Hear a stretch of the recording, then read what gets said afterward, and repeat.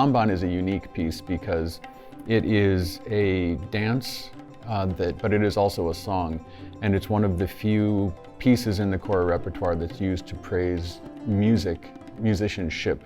Typically, the pieces that are in praise of something, someone, or somewhere are for patrons, and it's usually directed at someone else besides the art form of the musician or the musician themselves. I'll be playing Kahirvatal, which is 8 beats. So it's like usually kind of folk or, just kind of a more kind of lighthearted rhythmic cycle. And again, it's going to be a lot of mostly improvisation within like a minimal structure. It's been really exciting to play with the kora. It challenges me, I think, to listen in ways that to kind of break my habits of listening, and it definitely puts me a little bit outside of my comfort zone.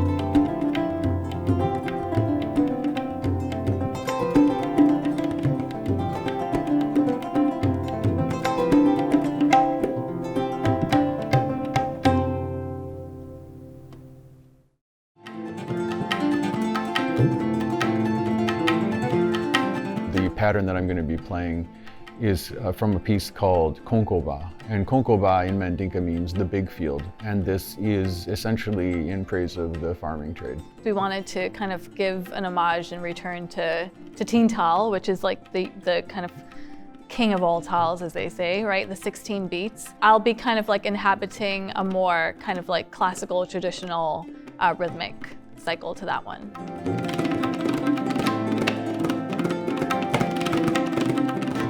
The drums that traditionally accompany kora play very simple patterns.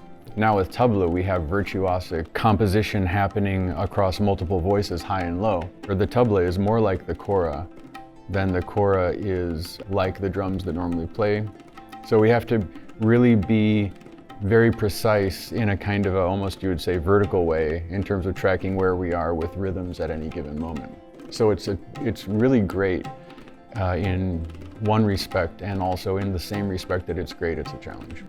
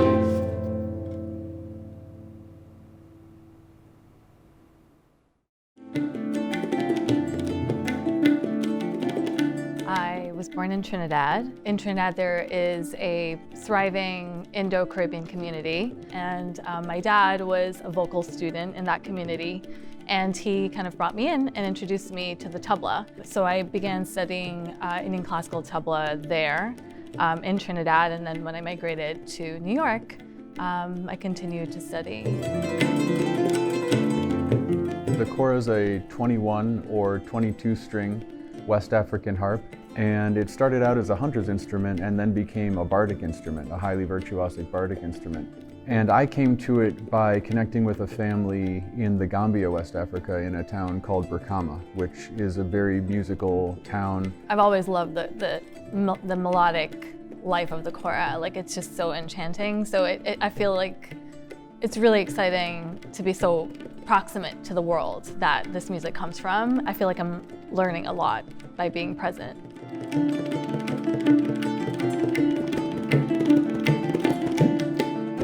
There's a lot of music enrichment that happens just from talking to your friends about what they're listening to, you know, and things like that. And you hear things and you meet people that you wouldn't otherwise meet. Being a musician sometimes can be a very solitary thing, especially when you're studying and kind of apprentice to a really virtuosic instrument. The music, which is in itself such a specific thing, it belongs to such a small world of sound and references and culture. It feels necessary and lucky to have people who can bring such an ancient thing to light in your contemporary world, right? Because, you know, it's an instrument with such a history to it. And to keep that history alive, like, it's a really beautiful thing when you have friends who can help you do that.